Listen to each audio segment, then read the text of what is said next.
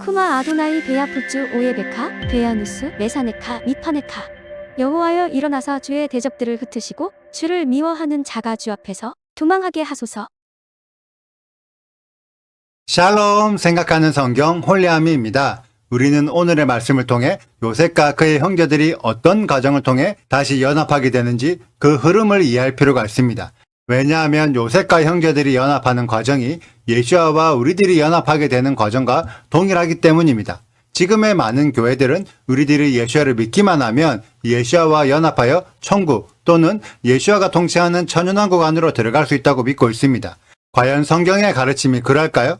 우리들은 성경의 기록을 통해 요셉과 형제들이 연합하는 과정을 함께 알아보도록 하겠습니다. 어제의 말씀에서 유다가 아버지 야곱의 상황을 요셉에게 설명하면서 아버지의 마음을 헤아려 요셉에게 전달합니다. 그리고 33절을 보면 유다가 자신의 유익을 위해 요셉의 종이 되려고 하는 것이 아니라 아버지 야곱의 유익을 위해 자신을 희생하고자 합니다. 분명히 유다의 입장에서는 베냐민이 종이 되고 자신이 자유하게 풀려나는 것이 훨씬 더 좋을 것입니다. 하지만 그렇게 하면 아버지 야곱이 슬퍼하고 죽을 수도 있기 때문에 아버지를 위해 베냐민을 풀어주고 자신이 종이 되려고 하는 것입니다. 이 유다의 마음이 고스란히 요셉에게 전달되어 더 이상 요셉이 참지 못하고 자신의 정체를 밝히게 됩니다. 요셉의 관심은 처음부터 형제들에게 있지 않았습니다. 만약 형제들에게 관심이 있었다면 처음에 형제들을 만났을 때부터 자신의 정체를 밝혔을 것입니다. 그러나 그때에는 자신의 정체를 밝히지 않았습니다. 그리고 동생 베냐민을 보고 밥도 함께 먹었습니다. 그러나 그때에도 자신의 정체를 드러내지 않았습니다. 왜냐하면 요셉의 관심은 아버지 야곱에게 있었기 때문입니다. 그런 상황에서 유다가 아버지에 대한 이야기를 하니 그것이 요셉을 울컥하게 만들었습니다. 똑같은 관점으로 생각해 봅니다. 우리가 예수아를 바라보면 분명히 예수아가 울분을 주체하지 못하고 자신의 정체를 드러낼 때가 올 것입니다. 그렇다면 예수아의 관심은 무엇일까요? 교회를 다니면서 예수님을 믿고 예수님을 사랑한다고 말하는 수많은 무리들에게 관심이 집중되어 있을까요? 예수아는 수많은 무리들에게 자신을 따르라고 요구하지 않으셨습니다. 그리고 예수아 본인도 아버지의 말씀을 지키는 것에 목숨을 걸었고 아버지의 예언을 성취하는 것에 자신을 희생하셨습니다. 그래서 똑같이 아버지의 말씀을 회복하여 끝까지 목숨을 걸고 지키고자 하는 자들에게 관심이 있고 그들이 세상의 핍박을 받아 순교당하는 것으로 인해 예수아는 감정에 격해지고 울분을 토하며 더 이상 참지 못하여 그런 자들을 구하기 위해 찾아오실 것입니다. 이것을 성경이 알려주고 있는데 과연 지금의 나의 믿음이 예수아의 감정을 요동케 할 수 있을까요? 아버지 여호와를 위하여 내 생명까지도 드릴 수 있는 그리하여 예수아의 마음을 격동하여 아버지께 헌신한 자들을 위하여 이 땅에 속히 재림하시길 소망합니다. 그리고 그러한 우리들이 되시길 축복합니다. 그리고 1절을 보면 요셉이 형제들에게 자신의 정체를 드러낼 때 주위의 모든 사람을 물러가게 하고 오직 허락된 형제들만 남아있게 합니다. 그리고 허락된 자들을 더 가까이 오도록 불러 모았죠. 그리고 2절을 보면 요셉에게 허락된 자들을 만나는 것은 은밀하게 진행되지만 요셉이 울어서 정체가 드러나는 것은 바로와 애굽 사람들 모두가 알 수 있도록 크게 진행되는 모습을 봅니다. 이것이 많은 사람들이 생각하는 휴거의 모습일 것입니다. 여러분들은 요셉에게 허락을 받아 더 가까이 다가가는 자가 되길 원하십니까? 아니면 밖에 있으면서 요셉이 우는 소리를 듣는 자가 되길 원하십니까?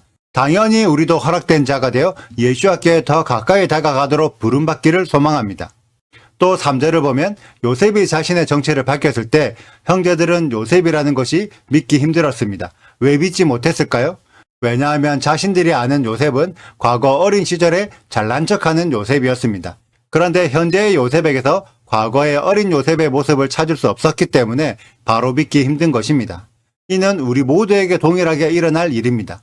초림 예수아 때에도 유대인들이 생각하던 메시아와 예수아의 모습이 달라서 예수아를 믿지 못하고 거부하는 자들이 많았습니다. 이는 내가 생각하는 기준에 오실 메시아를 맞추었기 때문이죠. 심지어 오랫동안 예수아를 믿었던 제자들도 부활하신 예수아를 바로 알아보지 못했습니다. 내가 알던 예수아와 부활하신 예수아의 모습이 달랐기 때문이죠.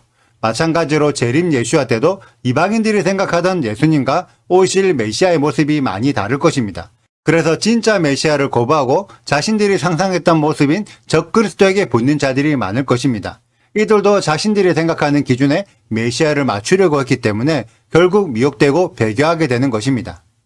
오늘 말씀에서 요셉과 형제들이 연합하는 과정은 그동안 우리들이 생각했던 예시아와 연합하는 과정과 조금 다를 것입니다. 그렇다면 우리의 생각이 맞을까요? 아니면 성경의 가르침이 맞을까요? 아무리 내 생각이 옳다고 믿고 살았더라도 우리들은 성경 앞에서는 굴복해야 합니다. 그동안 자신들을 위해 살아왔던 요셉의 형제들도 이 순간에 애굽의 총리에게 굴복했기 때문에 형제인 요셉을 만날 수 있었고, 애굽의 노예로 팔려온 요셉도 하나님 앞에 굴복했기 때문에 총리가 되어 형제들을 다시 만날 수 있었습니다. 그래서 우리들도 성경의 가르침에 굴복해야 진짜 메시아이신 예수아를 만날 수 있습니다. 오늘과 내일의 말씀을 통해 우리들이 예수와께 다가가기 위해 어떤 태도를 보여야 하는지를 깨닫는 지혜 있는 홀리아미 가족들이 되시길 축복합니다. 오늘의 영상은 여기까지입니다. 오늘의 말씀 읽으시고 질문이 있으시다면 언제든지 댓글로 남겨주세요. 오늘도 감사합니다. 샬롬! 아버지가 아이의 없음을 보고 죽으리니 이같이 되면 종들이 주의 종 우리 아버지가 흰머리로 슬퍼하며 스올로 내려가게 함이니이다. 주의 종이 내 아버지에게 아이를 담보하기를 내가 이를 아버지께로 데리고 돌아오지 아니하면 영영이 아버지께 죄짐을 지리이다 하였사오니, 이제 주의 종으로 그 아이를 대신하여 머물러 있어 내 주의 종이 되게 하시고 그 아이는 그의 형제들과 함께 올려 보내소서. 그 아이가 나와 함께 가지 아니하면 내가 어찌 내 아버지에게로 올라갈 수 있으리이까? 두렵건대 제 해가 내 아버지에게 미침을 보리이다. 요셉이 시종하는 자들 앞에서 그 정을 억제하지 못하여 소리 질러 모든 사람을 자기에게서 물러가라 하고 그 형제들에게 자기를 알리니, 그때에 그와 함께 한 다른 사람이 없었더라. 요셉이 큰 소리로 운이 애굽 사람에게 들리며 바로의 궁중에 들리더라. 요셉이 그 형들에게 이르되 나는 요셉이라. 내 아버지께서 아직 살아 계시니이까? 형들이 그 앞에서 놀라서 대답하지 못하더라. 요셉이 형들에게 이르되 내게로 가까이 오소서. 그들이 가까이 가니 이르되 나는 당신들의 아우 요셉이니 당신들이 애굽의 판자라. 당신들이 나를 이곳에 팔았다고 해서 근심하지 마소서. 한탄하지 마소서. 하나님이 생명을 구원하시려고 나를 당신들보다 먼저 보내셨나이다. 이 땅에 2년 동안 흉년이 들었으나 아직 5년은 밭갈이도 못하고 추수도 못할지라. 하나님이 큰 구원으로 당신들의 생명을 보존하고 당신들의 후손을 세상에 두시려고 나를 당신들보다 먼저 보내셨나니. 구독과 좋아요를 눌러주세요. 그리고 알림 설정도 해주시고요. 사랑과 관심 부탁드려요. 슈바 아도나이 리베보트 알레페 이스라엘. 여호와여 이스라엘 천만인에게로 돌아오소서.